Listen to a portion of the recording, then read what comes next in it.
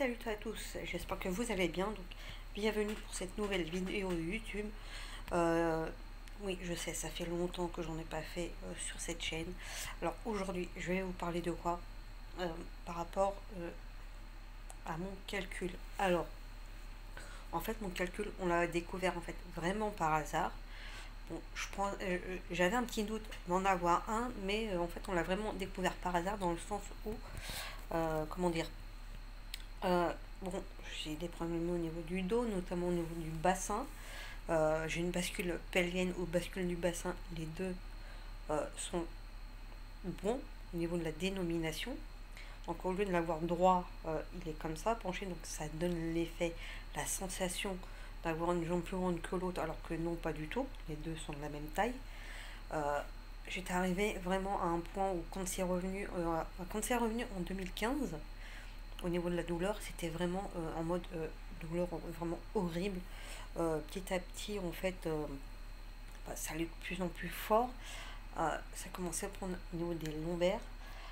Et bon, c'est pas à ce moment-là que j'ai eu un doute, déjà moi, par rapport au calcul. Là où j'ai commencé déjà moi à avoir un doute, en fait, c'est quoi en 2016, où déjà en urinant, par là où ça sort, en fait, euh, j'avais la sensation d'avoir comme des grains de sable, en fait. C'était tout fin. Ça faisait pas mal, mais c'était tout fin. Et c'est vrai que petit à petit, je sentais comme une douleur qui montait en direction du rein, en fait. Et bon, à plusieurs reprises, j'en avais parlé à mon ancien médecin traitant. J'en avais parlé, mais elle faisait strictement rien, même pas genre, je sais pas, même pas une radio, une échographie pour vérifier. Du coup, je savais qu'en novembre, j'avais une visite médicale à l'embauche à faire. Alors j'étais censée la faire 2 mois après mon embauche, je l'ai fait 4 mois après, mais bon, c'est pas là le problème. Et quand je l'ai vu, la médecin du travail, je commence à lui expliquer le problème. Et elle me dit d'aller voir mon médecin pour passer une radio, j'ai peut-être un problème au niveau du rein. Et moi je lui avais dit, si vous ne faites pas un courrier, jamais elle me le fera. Ça n'a pas loupé. Bon, peut-être quelques jours après, bon, j'ai eu un petit souci de santé, j'ai dû aller voir mon médecin traitant, mon ancien. Je lui en parle. Elle me dit non, non, t'as rien au niveau du rein. Je dis d'accord, par contre, si je mets un calcul, vous aurez de mes nouvelles. Donc le temps passe, mon problème de bassin continue, persiste. Elle avait bien eu dans l'idée de me faire voir un podologue. Le problème, c'est que pour aller voir un podologue, en parcours coordonné, parce que ça fait déjà plusieurs années que nous avons ça, il faut une lettre de son médecin expliquant le problème. Sauf qu'elle ne me l'a jamais fait. Le seul truc qu'elle me faisait, c'était d'aller voir le kiné. Le problème, c'est que, enfin, entre guillemets, les séances de kiné, ça peut faire du bien, mais que sur le moment. Euh, Si on ne va pas voir un podologue ou une podologue pour corriger le problème ne se règle pas. Vous voyez ce que je veux dire ou pas? Donc du coup, à un moment donné, je voyais j'en avais marre et tout. Donc du coup, l'année dernière, à un moment donné, je suis arrivée à un point où même attendre devant son cabinet, je ne pouvais plus, sachant qu'elle habite quand même juste à côté de chez moi, en fait, vraiment à même pas quoi, même pas 2 minutes en prenant tout son temps. Et à un moment donné, je voyais que plus ça allait, moi elle était là le samedi, parce que moi j'avais un médecin, en fait, ce médecin-là, euh, un samedi sur deux, donc les deuxième et quatrième samedis de chaque mois, euh, elle était là. Mais pas toute la journée en fait à son cabinet, c'était uniquement à partir de 14h30. Bon, si elle pouvait arriver avant, s'il avait fini ses visites à domicile, a commencé à faire ça à son cabinet. Et sachant que pour être sûr de passer au moins dans les premiers, il fallait être là au moins dès 1 heure. Donc avec un peu de chance, on n'attendait pas longtemps. Avec vraiment pas de chance, on attendait au moins 1h30 qu'elle arrive. J'étais arrivée à un point où même aller jusqu'à là, faire même pas 2 minutes, c'était devenu une horreur, un vrai cauchemar. J'étais arrivée à un point où la douleur était telle que cela me faisait vomir. En gros, sur une échelle de la douleur sur 20, les 20 je les atteignais, voire même limite avec un bonus. Je suis carrément même arrivée à un point où au mois de mai, j'arrivais même pas à manger, ou le peu que je mangeais, c'était quoi? Un yaourt et une banane, encore uniquement les jours où ça arrivait à se calmer et que j'arrivais à le garder, on est d'accord, c'est pas nourrissant les gars. Donc du coup, peut-être la troisième semaine de mai, je suis allée voir un autre médecin. J'ai utilisé l'application Doctolib qui du coup m'a permis de voir les médecins qui prenaient aussi les samedis. Et, parce que bon, en semaine, y aller, c'est un peu compliqué, à moins que ce soit vraiment un médecin qui soit vraiment dans le coin par rapport à chez moi. Et j'en ai trouvé un sur Paris 13, du côté de Place d'Italie. Bon, c'est vrai que par rapport à chez moi, ça peut faire un peu loin, mais ça reste raisonnable, surtout si c'est pour y aller entre guillemets une fois de temps en temps. J'ai un bus qui est vraiment à la sortie de ma cité, quand même pas 3 minutes, j'y suis, tranquille, donc c'est faisable. Et du coup, je suis allée le voir, et là, je lui explique le problème. Donc, il me fait le courrier, je commence à voir la podologue, et là, ça commençait déjà à aller mieux. Et c'est vrai qu'après, à un moment donné, vu que ça nous a permis en fait de déceler par rapport vraiment au côté gauche où j'avais vraiment mal. Et du coup, courant l'année dernière, en fin d'année dernière, peut-être courant octobre voire novembre, euh, mon nouveau médecin traitant se dit passons une IRM pour voir s'il n'y a pas éventuellement un problème un peu plus profond, pour voir s'il n'y a pas un souci de peut-être de nerfs, cartilage, un truc comme ça. Et c'est comme ça qu'on a découvert au niveau je vais dire un kyste, je ne vois pas pourquoi, mais bref. C'est là qu'on a découvert en fait ce que je craignais, euh, le calcul. Ok, d'accord. Donc déjà ça, puis on a découvert aussi pourquoi en fait j'avais toujours aussi mal à ce niveau-là, un début d'arthrose. Donc du coup pour le calcul, on me demande suite à l'IRM de passer une échographie déjà pour savoir un peu mieux au niveau de l'emplacement exact et de voir aussi la taille du bordel. Et là le gars me dit oui vous en avez un mais vous en avez aussi un deuxième. Je lui dis ah bon, bah, sans plus quoi, c'est surtout que moi j'y croyais pas plus que ça mais bon. Et il m'a dit, ils sont quand même assez gros. J'en avais un apparemment de 13,8 mm et l'autre de 12,5, toujours en millimètres. Donc ça fait déjà plus d'un centimètre le truc. Et du coup, je vais le voir et tout. Il me prend, euh, il me prend rendez-vous, du coup, aussi, il m'avait aussi pris aussi rendez-vous en urgence calcul sur Paris 13, à la poterne des Peupliers. Et là, le gars, du coup, il m'a dit, on va prévoir l'opération, parce que si effectivement le deuxième, vous l'avez vraiment, si on fait par ultrason, il n'arrivera pas en fait à s'évacuer vraiment tout seul. On sera obligé d'aller le chercher avec une pince. Donc il vaut mieux passer par l'opération. Et du coup, bon, l'opération était programmée pour le 20 janvier. Donc le 20 janvier, j'y vais. J'y suis au moins pour 7h15. Mais bon, je m'étais arrangé pour arriver un petit peu plus tôt déjà pour faire l'admission. Bon, je savais que ça allait pas durer longtemps parce que j'avais fait la pré-admission déjà. Donc j'y vais et tout. Et je passe, il me prépare, je passe. Et sachant qu'en fait, j'ai dû attendre au moins 2 heures pour voir le chirurgien. Il avait des papiers à me donner, notamment aussi un arrêt de travail et une ordonnance. Et c'est vrai qu'il m'explique qu'au final, en fait, je n'avais pas deux calculs, mais bien un. Il se posait la question comment le gars avait fait pour me trouver le deuxième.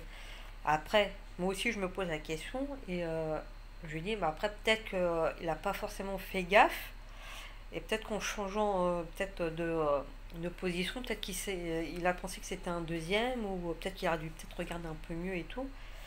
Et je lui dis, en même temps, il est un peu chelou le monsieur, mais bon, euh, une erreur, ça peut arriver. Je préfère limite ce genre de petites erreurs qui puissent arriver parce que ça n'a pas non plus engrangé de problème en fait par la suite. Vous voyez ce que je veux dire ou pas? Donc là pour le coup c'est pas forcément très très grave, même si j'aurais préféré qu'il la fasse pas parce que s'il n'aurait pas lui entre guillemets trouvé ce deuxième calcul en mode ultrason, ça aurait pu être largement suffisant. C'est ce qu'il faut savoir parce qu'en fait entre la vessie et le rein, ça s'appelle une urètre, pour nous aussi les filles. C'est une sorte de petit canal qui relie ça au rein, mais vraiment entre le rein et justement l'urètre, ça fait comme une sorte de petite poche qui s'appelle pied long. Et en fait, si vous avez votre calcul, parce que c'est ce que m'a expliqué le chirurgien, si vraiment le calcul est dans la partie haute du pied long, avec des ultrasons, il peut vous le casser. Et après, ça s'évacue entre guillemets par les voies naturelles. Donc en gros en buvant beaucoup d'eau, au moins 2 litres par jour. Et après, Euh, Si c'est dans la partie, on va dire, basse du pied long, là par contre, ça peut le casser, mais ça peut être galère en fait pour que ça puisse, en gros, s'évacuer vraiment bien. Et c'est vrai que le but, quand on veut se les faire retirer, entre guillemets, c'est vraiment que ça puisse être évacué, en fait. Donc du coup, euh, il a préféré du coup y aller par ça, du coup, par ça, quoi, l'opération. Et bon, j'étais en anesthésie pardon, générale. En fait, ils font rentrer à l'intérieur un endomètre, c'est une sorte de petite caméra où même s'il ne prend pas avec l'écran, il peut voir dedans. Et bon, après, j'ai pas vu comment il s'y mettait. Donc, pour après, et pareil, éviter d'abîmer justement au niveau de l'urètre pour l'évacuation du calcul, il m'avait mis une sonde. Au niveau des sondes, on a la sonde J, la sonde JJ. Moi, apparemment, il avait besoin de mettre la double J, donc la JJ, pardon, excusez-moi, pour éviter vraiment d'abîmer le temps que ça s'évacue. Et pour moi, il me l'a fait garder 3 semaines, il me l'a retiré hier. Par contre, pour la retirer, il ne nous endorme pas. C'est sous anesthésie locale. Pour nous les filles, je pense qu'à un moment donné, il a dû me mettre une sorte d'appareil pour garder un peu l'entrée par là où on a l'urine qui sort un minimum ouvert, pour faciliter, je pense, le passage de sa petite caméra toute fine. Par contre, en le mettant, ça fait quand même un petit peu mal. Mais, enfin, pour moi perso, ça m'a fait un petit peu mal. Mais ça, c'est quoi, ça a dû, quoi, la petite douleur, là, a dû durer, quoi, peut-être une petite minute, en fait. Après, on sent plus ou moins. Et après, ce qui peut être gênant, c'est quand on sent, en fait, vraiment le passage de la caméra, quand il la rentre pour aller jusque dans la vessie, pour aller après récupérer la sonde. Après, la sonde, quand il nous la retire, on ne sent pas forcément au niveau de l'urètre. Moi, perso, j'ai rien senti à ce niveau-là. Mais j'avoue avoir senti quand même un peu dans l'espèce de canal qu'on a entre la vessie et la sortie. Vous voyez ce que je veux dire? Là, ouais, j'ai senti, ça faisait pas mal, mais on sent quand même un petit quelque chose. Et c'est pareil, ce qui est très aussi très chelou aussi, c'est quand il nous met en fait le gel anesthésiant. On sent le truc qui rentre, ça fait bizarre. J'ai pas que ça a pas fait mal. C'est que du coup, si on a tout de suite à la fin en fait, de ça, on a envie de faire pipi, eh ben, on va pas avoir mal. Pourquoi? Parce qu'on est encore sous l'effet de l'anesthésie locale. Et par contre, après, moi j'ai souvent entendu dire que ça faisait super mal après quand on faisait pipi. Moi personnellement, j'ai eu mal que hier dans l'après-midi. Déjà dans le tout début de soirée, ça commençait déjà à aller mieux. Et enfin, moi pour ma part, j'ai pas eu si mal que ça brûlait très très légèrement en fait. Alors qu'on me disait que j'allais douiller, c'était une horreur, c'est comme si c'était de l'acide qui passait, mais moi personnellement, j'ai pas eu si mal que ça en fait.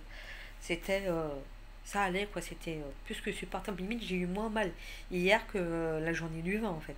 Là, par contre, ça brûlait, mais un truc de ouf.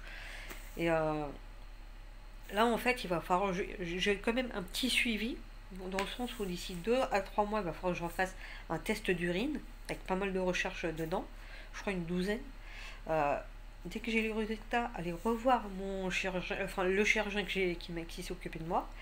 Il conseille aussi de passer un scanner d'ici 1 an déjà pour voir si le calcul s'est évacué entièrement et aussi pour voir aussi si éventuellement j'en ai pas un autre qui est revenu.